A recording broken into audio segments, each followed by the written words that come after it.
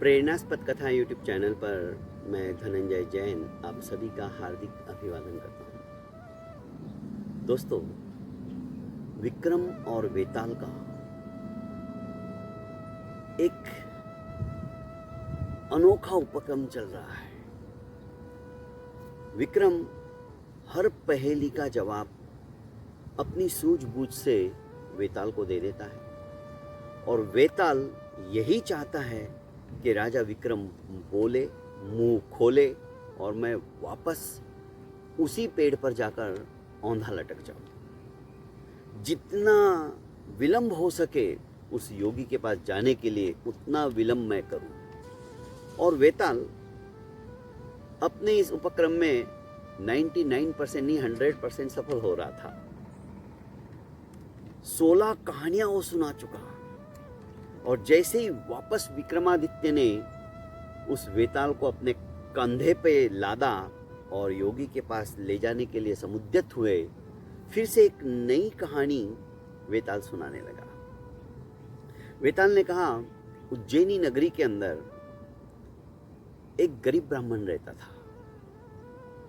बड़ी मुश्किल से अपना और अपने परिवार का जीवन यापन करता था। उसके 2 लड़के और 1 लड़की थी। गुणवंत बड़ा था, पर नाम जैसा गुणवंत गुण कुछ नहीं था। बहुत बड़ा एक अवगुण उसमें यह था कि वो जुआ खेलता था और जुआ खेलने के लिए घर से ही पैसे भी चुरा लेता था। जो पिताजी दिन रात मेहनत करके लाते थे, वो सारा पैसा जुए के अंदर हार जाता था। पिताजी साहूकार से कई बार उधार ले चुके थे और हमेशा कहते थे कि बस मैं चुका दूंगा, नहीं तो ब्याज की रकम तो भी मैं आपको हर महीने पूनम के दिन जरूर दूंगा।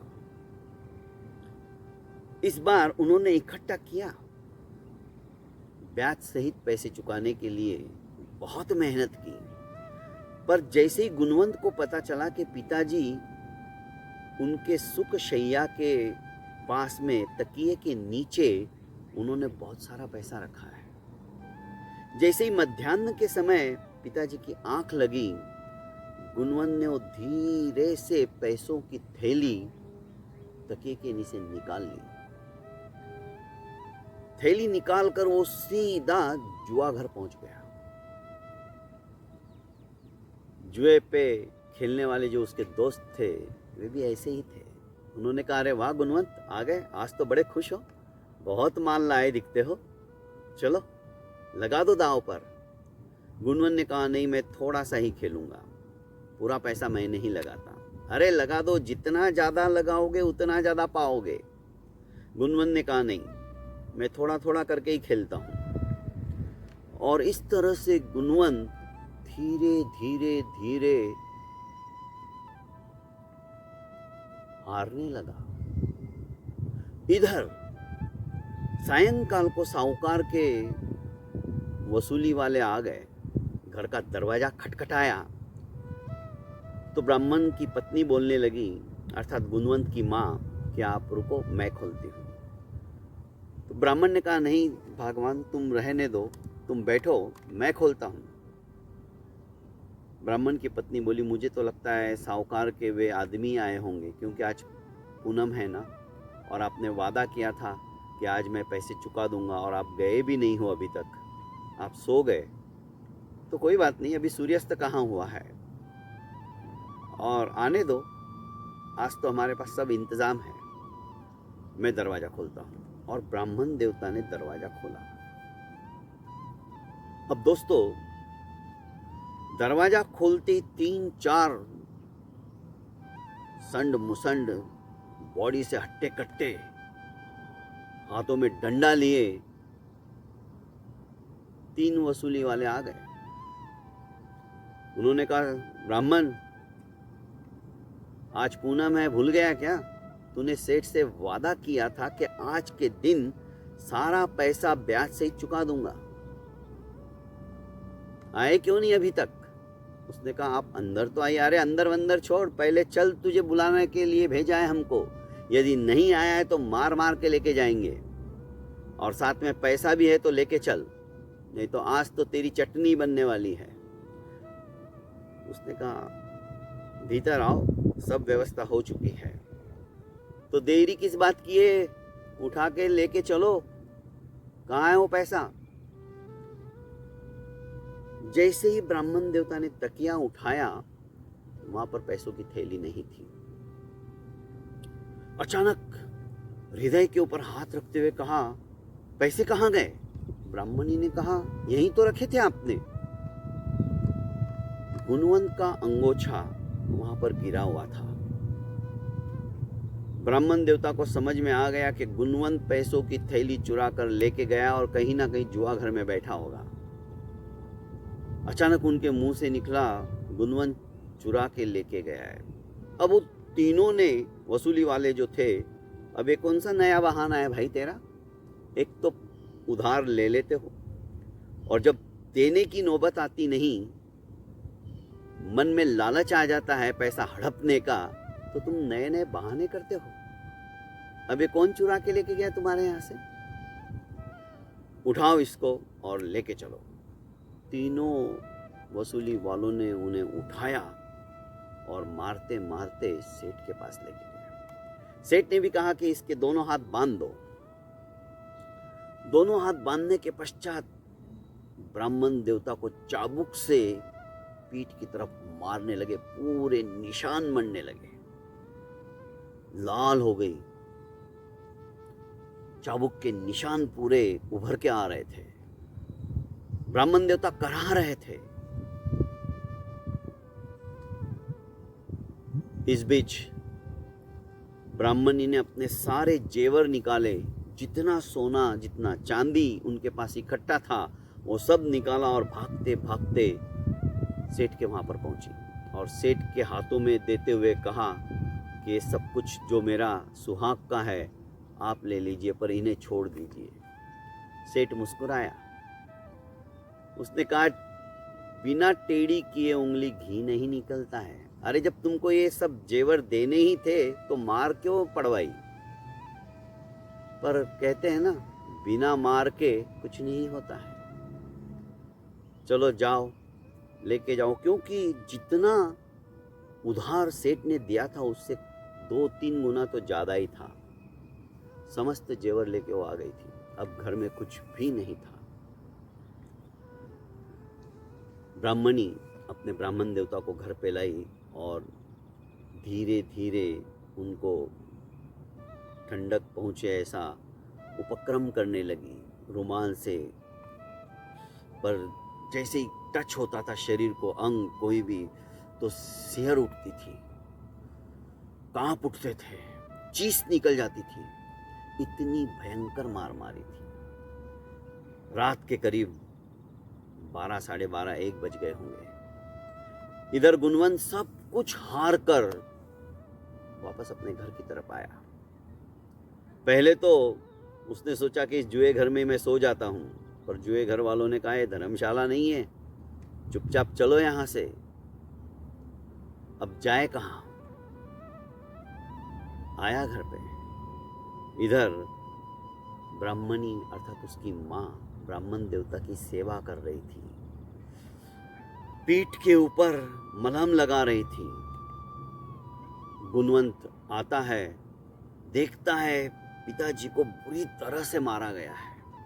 इधर पिताजी भी बोल रहे थे कि हमारा ये नालायक बेटा, आज इसने बिरादरी में पूरी मेरी नाक कटा दी। जग हंसाई अलग हो गई, सबके सामने मुझे मारा गया, और अभी तक ये आया नहीं है। ये आ चुका था, सब कुछ सुन रहा था। इसने कहा माँ, इतना सुनना ही था कि आ गए तुम, मेरे घर में आने की कोई जरूरत नहीं, निकल जाओ यहां से। और धक्के मारकर बिना कुछ सुने उसकी, ब्राह्मण ने उसे घर के बाहर निकाल दिया और दरवाजा बंद कर लिया। अब आधी रात को कहां जाए, कोई दिशा नहीं, कोई सोचा नहीं कहां जाऊंगा। चलता गया। अब उसे पता चला घर पे जाते ही, चाहे मैं काम करूं या ना करूं, कुछ कमा के लाऊं या ना लाऊं, मेरी माँ मुझे गर्मा गर्म खाना खिलाती थी, थाली परोस कर लेके आती थी। आज मुझे खिलाने वाला भी कोई नहीं है। मांगता हूँ किसी से तो दुत्कार देते, फटकार देते, कोई समय है क्या, आधी रात को तुम मांगने आ गए। सवेरे हुआ, सवेरे भी यही हालत। क्रिश हो गया, क्योंकि जुआ खेलने गया था, वहां पे भी उसने कुछ खाया नहीं था। आज दूसरा दिन था। 2 दिन में पेट पाताल में पहुंच गया। गिरते पड़ते नगर के बाहर जा पहुंचा था और एक पेड़ के पास बेहोश हो गया। एक सिद्ध महात्मा उधर से जा रहे थे अपने शिष्यों के साथ। उन महात्मा ने अभिमंत्रित जल लिया अपने कमंडलू से और उसके ऊपर, मुंह के ऊपर छिड़क दिया। ये उठकर बैठ गया। उसने कहा, महात्मन आप कौन हो और मुझे क्यों बचाया? लगता है तुम बहुत भूखे हो। हाँ महाराज, मैंने 2 दिन से कुछ खाया नहीं। आओ मेरे साथ। सिद्ध पुरुष, सिद्ध महात्मा, पहुंचे हुए महात्मा उसे अपनी कुटिया में लेके गए। जंगल में ही कुटिया बनाई थी। फिर से यह गुणवंत हाथ जोड़कर कहने लगा कि महात्मन मुझे भूख लगी है, बहुत जोरों की भूख लगी है। अभी मुझे कुछ मिला नहीं खाने को तो मैं मर जाऊंगा। उसने कहा ठीक है। अलख निरंजन हाथ किया और कहीं से एक पान, जो हम खाते हैं खाना खाने के बाद में, वो पान आ गया। और पान महात्मा ने उस गुणवंत को देते हुए कहा कि इसे खा लो। जैसे पान का बीड़ा बनाते हैं, उसने लिया और मुंह में रख लिया। विदिन 2 सेकंड के अंदर गुणवंत का पेट भर गया। डकार ली, कहने लगा, महात्मा ये क्या चमत्कार है? मेरा तो पेट एक पान से ही भर गया और ऐसा लग रहा है जैसे मैंने बहुत सारे पकवान खाए हो। महात्मा ने कहा, ये सिद्धि है बेटा। महात्मन मुझे ये सिद्धि सीखनी है। ये सिद्धि सीखना इतना आसान नहीं है। कठिन तपस्या करनी पड़ती है, तब कहीं जाकर सिद्धियां प्राप्त होती है। तो जो भी हो मैं करूंगा, पर मैं यहीं पे रहूंगा। तुमसे सिद्धि नहीं होगी, पर महात्मन मुझे आपके पास रख लो। क्यों? रोज रोज तुम्हें स्वादिष्ट खाना मिले इसलिए। हाँ महात्मा। महात्मा ने कहा, तुम थके हो, जाओ गुफा के भीतर जाओ, थोड़ा आराम कर लो, बाद में बात करते हैं। और जैसे ही गुणवंत गुफा के अंदर गया, अचानक सामने दिव्य भव्य महल के अंदर आ गया हो ऐसा उसे प्रतीत हुआ। एक सुंदर कन्या उसके स्वागत के अंदर खड़ी हो आवाभगत करने के लिए आतुरित थी। उसने कहा, मैं कहाँ हूं और तुम कौन हो? उसने कहा कि बाबा जी का चमत्कार है। बाबा जी का साधना का ये चमत्कार शायद तुमने नहीं देखा, पर उन्हीं की आज्ञा है कि मैं आपकी सेवा करूं। और गुणवंत भीतर आ रहा है, उसे किसी भी प्रकार की तकलीफ ना हो, उसे अत्यधिक सोने की आवश्यकता है, उसे सोने दो, आराम करने दो। मैं सेविका हूं, मुझे वापस बाबा जी के पास जाना है। बाबा जी है कहाँ? कि बस वापस इसी रास्ते से चले जाओ, बाबा जी वहाँ पर साधना में निरत है। गुणवंत बिना रुके वहाँ से निकला और वापस जैसे ही बाहर आया वही गुफा थी। उसने कहा, महात्मन ये क्या चमत्कार है? मैं क्या देख रहा हूँ भीतर? तो हाँ, ये हमारी साधना का ही चमत्कार है। महात्मन अब मैं यहाँ से कहीं नहीं जाऊंगा। नहीं वत्स, हम संत महात्मा, हम फक्कड़ अपनी साधना को इस तरह से व्यर्थ नहीं जाने देते। पर हाँ, तुम हमारे अतिथि हो, ज़्यादा से ज़्यादा तुम 7 दिन तक मेरा आतिथ्य स्वीकार कर सकते हो, इसके बाद तुम यहाँ नहीं रुक पाओगे।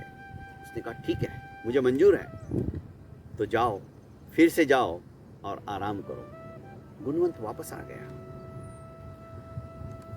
उसके जाते जाते ही चमत्कारी साधु ने कहा कि तनिक रुको।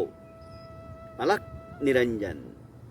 अचानक गुणवंत के जो फटे पुराने वस्त्र थे, बहुत सुंदर राजसी वस्त्रों के अंदर उसने अपना परिधान धारण कर लिया था। भीतर आया, बड़ा खुश हुआ। भीतर झूला था, झूले के ऊपर बैठ गया। ये जो परिचारिकाएं थी, ये पंखा झूल रही थी।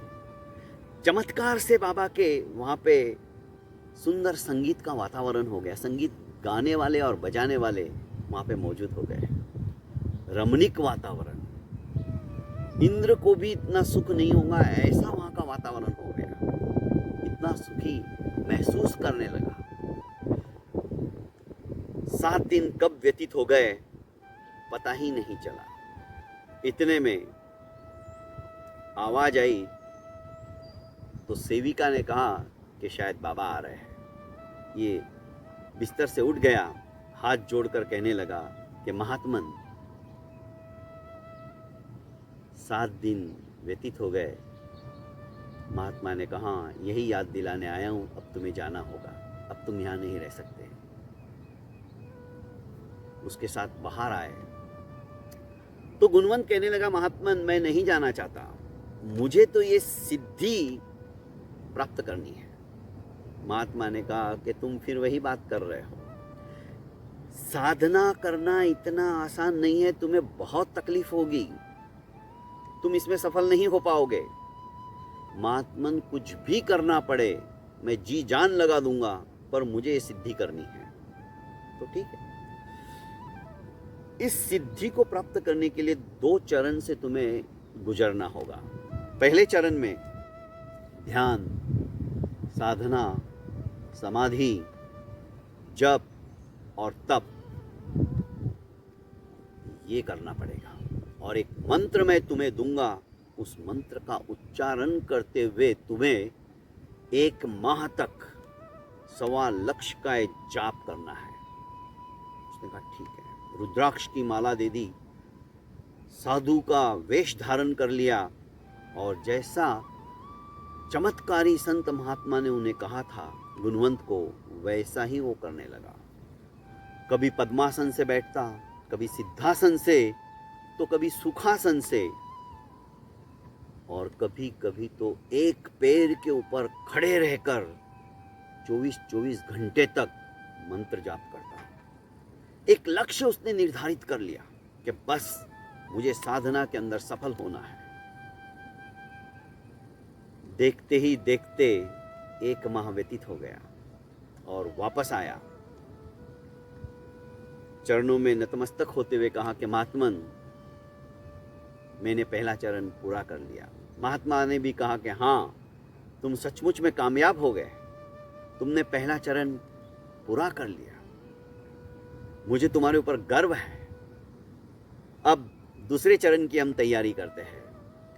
गुणवंत ने कहा कि महात्मन, दूसरा चरण करने के पहले मेरे मन में एक इच्छा है कि क्यों नहीं एक बार घर वालों से मिलके आ जाऊं। महात्मा देखते रह गए, बीच में ही घर वाले कहां से याद आ गए।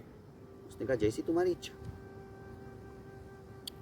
पर महात्मन, इस साधु वेश में मैं वहां जाऊंगा तो अच्छा नहीं लगेगा। अलग निरंजन। तुरंत उसकी वेशभूषा में परिवर्तन हो गया, राष्ट्रीय वेशभूषा आ गई। महात्मन, मैं मेरे माता पिता और भाई बहन के लिए भी कुछ लेके जाऊं तो कैसा रहेगा? खाली हाथ जाना ठीक नहीं, इतने दिनों बाद जा रहा हूं। अलग निरंजन। उनके लिए विविध तरह के वस्त्राभूषण आ गए। फिर गुणवंत ने कहा कि महात्मन, पिताजी के पास यदि थोड़ी सी धनराशि लेके जाऊं तो वे कितने खुश होंगे, क्योंकि आज तक मैंने चोरियां कर कर के जुआई खेला है, मैंने कभी कमा कर लाकर उनको कुछ दिया ही नहीं। महात्मा के सामने इसने अपनी डायरी ओपन कर दी, क्योंकि जानता था महात्मा बहुत पहुंचे हुए हैं। अलख निरंजन और एक सोने की मुद्राओं से भरी पड़ी एक थैली आ गई मखमल की गुणवंत के हाथ में। बस महात्मन, मैं आज ही अभी निकलता हूं और बहुत जल्द आऊंगा। गुणवंत अपने घर के लिए रवाना हो गया। घर पर पहुंचते ही उसका यह रूप देखकर माता पिता आश्चर्यचकित हो गए, भाई बहन भी आ गए बाहर। गुणवंत ने सबको जो जो वस्त्राभूषण लाए थे दे दिए और पिताजी को स्वर्ण मुद्राओं से भरी थैली दे दी और कहा कि पिताजी मुझे माफ कीजिए। पर पिताजी ने कहा, ये कहाँ से लाए हो? तुम आजकल क्या काम करते हो? कहाँ थे इतने दिन? गुणवंत ने कहा कि मैं एक बहुत बड़ी साधना में तल्लीन हूँ, साधना कर रहा हूँ और उसी का यह प्रतिफल है। मुझे तो लगता है तुम्हारी साधना है जुए की ही साधना है, तुम जुए में जीत के आए होंगे। नहीं पिताजी, तो इतनी धनराशि तुम्हें कौन देगा? मैंने कहा ना, मेरे पर विश्वास करो, मैं साधना कर रहा हूं। छोटे भाई ने कहा कि भैया तुम कौन सी साधना कर रहे हो? छोटे, मैं एक ऐसी साधना कर रहा हूं जिसकी सिद्धि प्राप्त होते ही तुम जो मांगोगे मुंह से वो हाजिर हो जाएगा। तुम्हें भूख लगी तो सोने की थाली में तुम्हारे सामने पंच पकवान आ जाएंगे। तुम्हारे को नींद आने लगी तो तुम्हारे लिए सुख शैया बिछ जाएगी। ऐसी संसार में कोई चीज नहीं है जो तुम्हें प्राप्त नहीं होगी। बस तुमने मन में इच्छा प्रकट करनी है और तुम्हारी इच्छा की पूर्णाहुति हो जाएगी। अरे वाह भैया, ये तो बहुत अच्छी बात है। गुणवंत उनके पास करीब करीब 7-8 दिन रहा। सांसारिक सुख भोगे, पारिवारिक सुख भोगे उसने, और फिर से उसे सिद्धि की प्राप्ति के लिए महात्मा की याद आ गई और वो निकल पड़ा। महात्मा के पास पहुंचने के बाद उसने कहा कि महात्मन, मैं आ गया हूं, दूसरे चरण की क्या विधि है मुझे बताइए। दूसरा चरण इससे ज्यादा कठिन था। महात्मा ने दूसरे चरण की समस्त विधि उसे बता दी, क्योंकि महात्मा भी अपनी सिद्धि में लग गए थे। उन्हें कई सिद्धियां प्राप्त करनी थी। ये अपनी साधना में तल्लीन हो गया, लवलीन हो गया। जैसे ही साधना का समय अवधि पूर्ण हुआ, ये महात्मा के पास आया और कहने लगा कि महात्मन, मैंने दूसरा चरण भी पूर्ण कर दिया। अच्छा, तो ठीक है, मुझे भूख लगी है, कुछ खाने को मिलेगा? अवश्य, अलख निरंजन, गुणवंत ने कहा। पर कुछ नहीं। फिर से कहा अलख निरंजन, हाथ में कुछ नहीं आया। 3-4 बार अलख निरंजन करता रहा, पर जब कुछ भी नहीं आया तो उसे गुस्सा सा आने लगा कि महात्मन, भोजन क्यों नहीं आ रहा है? मेरी साधना में कहां कमी रह गई? मैं बार बार बोल रहा हूं, मेरे साथ ये क्या हो रहा है? मुझे क्यों नहीं सिद्धि प्राप्त हो रही है? यदि सिद्धि प्राप्त हो गई तो मेरे हाथ में भोजन क्यों नहीं आ रहा है? मैंने जैसा आपने कहा था वैसा ही किया। महात्मा कुछ बोले इससे पहले ही वेताल ने विक्रमादित्य से प्रश्न पूछ लिया कि विक्रम, तुम ही बताओ, उस गुणवंत को दूसरे चरण की सिद्धि क्यों नहीं हुई?